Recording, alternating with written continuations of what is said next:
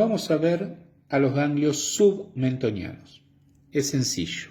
Son 2 a 3 ganglios ubicados en el triángulo digástrico, ahí tienen el triángulo digástrico, sobre la cara inferior del músculo miloioideo. Al miloioideo no lo dibujé, pero estaría acá. Sobre la cara inferior del miloioideo están estos ganglios. Vamos a delimitar el triángulo interdigástrico.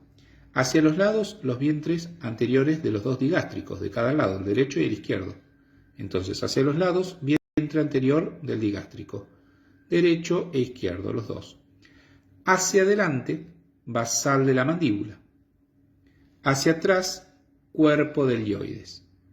Y los vamos a dividir en un grupo anterior, también se los llama altos o retrosinficiarios, que son inconstantes y están inmediatamente detrás de la sínfisis mentoniana, un grupo medio, que está sobre el miloioideo, o sobre el vientre anterior del digástrico, y un grupo posterior o bajos o hioideos que suele faltar y son 2 ganglios que se ubican cerca del hueso hioides.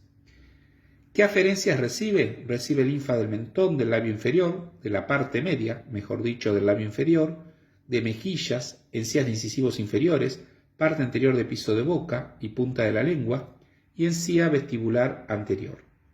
¿Y dónde va a drenar? ¿Cuáles van a ser las eferencias? Lleva la linfa a los ganglios submaxilares y a la cadena yugular interna homolateral o contralateral. Terminamos con el collar pericervical y vamos a pasar ahora a cadenas ganglionares del cuello. En el cuello, los ganglios se disponen a lo largo del recorrido de un vaso sanguíneo o de un nervio constituyendo cadenas. Tenemos 2 superficiales y 4 profundas. Las 2 superficiales son la cadena de la vena yugular anterior y la cadena de la vena yugular externa. Las profundas son la cadena del nervio espinal, la cadena de la arteria cervical transversa y la cadena de la vena yugular interna. Además, a nivel profundo, vamos a sumar a los ganglios yuxtaviscerales, que van siguiendo la relación con vísceras del cuello.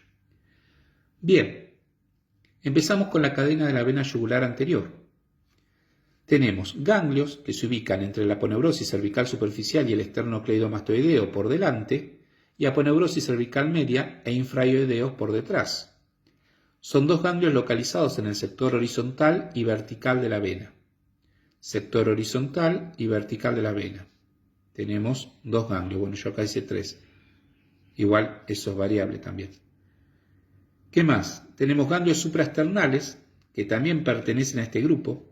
O sea, vamos a tener ganglios a nivel del segmento vertical de la vena yugular anterior y del segmento horizontal de la vena yugular anterior, además de ganglios supraesternales. ¿Qué aferentes tiene? Recibe la linfa de los tegumentos y región anterior del cuello, y obviamente de los músculos del cuello, de la región anterior del cuello. Eferentes o eferencias. ¿Hacia dónde drena? Hacia la cadena yugular interna. Fíjense, acá se los hice drenando hacia la cadena yugular interna, o hacia la cervical transversa, ahí no la dibujé la cervical transversa. Bien, bueno, vamos a ver ahora la cadena yugular externa. Es una cadena superficial de la región lateral del cuello, ahí la tenemos.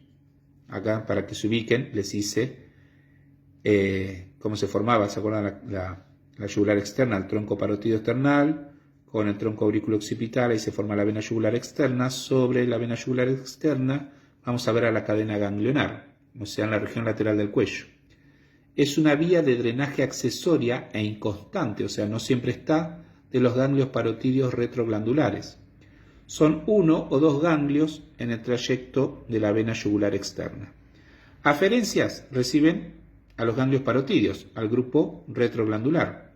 Y eferentes va a terminar en la cadena cervical transversa o, como les hice en el dibujito, en la yugular interna.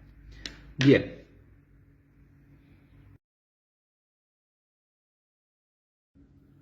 Bueno, ahora sí vamos a ver algo muy importante que son las cadenas profundas del cuello. Y requiere un dibujo y me gusta explicarlo primero con el dibujo y después vemos el texto. Si quieren vayan copiando lo que digo, pero lo importante es que ustedes entiendan el dibujo. Vamos a tener 3 cadenas. La cadena del nervio espinal, acá en la región posterior, como lo ven. Vamos a tener la cadena cervical transversa, que sigue la dirección de la arteria cervical transversa. La arteria cervical transversa es una rama de un tronco tiroideo cervical que da la arteria subclavia. No interesa ahora eso. Lo importante es que sigue a la arteria cervical transversa. La cadena cervical transversa sería la base del triángulo. Y la parte anterior, el lado anterior del triángulo, sería la cadena yugular interna. Como ven, forma un triángulo. Bien, vamos a ver uno por uno. Empezamos con la cadena del nervio espinal. Son 5 a 10 ganglios que siguen la rama externa del nervio espinal y que tienen como aferentes. Van a recibir linfáticos de la nuca, de la región de la nuca, linfáticos de la región occipital, de los ganglios occipitales, de los ganglios mastoideos y de los ganglios supraescapulares, por encima del omóplato, de la escápula. Todos esos van a drenar a la cadena del nervio espinal. ¿Y cuáles van a ser los eferentes de la cadena del nervio espinal? Está fácil, miren. ¿Con quién se continúa? Con la cadena cervical transversa. Por lo tanto, los eferentes van a terminar drenando la cadena del nervio espinal en la cadena cervical transversa. Bien. Bueno, vamos ahora a la cadena cervical transversa. Está, como dijimos, a lo largo de la arteria cervical transversa. Son también 1 a 10 ganglios. En la extremidad posterior, ¿con quién se va a enganchar? Con la cadena, se va a continuar con la cadena de nervio espinal. Y en el extremo anterior va a estar en relación con la cadena de la yugular interna. Y va a finalizar en el confluente yugulo-subclavio. Acá tenemos el confluente yugulo-subclavio de Pirogov, entre la subclavia y la yugular interna, o puede finalizar también en el conducto torácico. Igual ahora lo vamos a ver después en eferencias. Bueno, ¿qué más? Acá hay algo muy importante de la cadena cervical transversa, algo que se los marqué acá. Hay un ganglio muy importante, es el ganglio más interno de la cadena cervical transversa, se llama ganglio de Virchow-Trozier.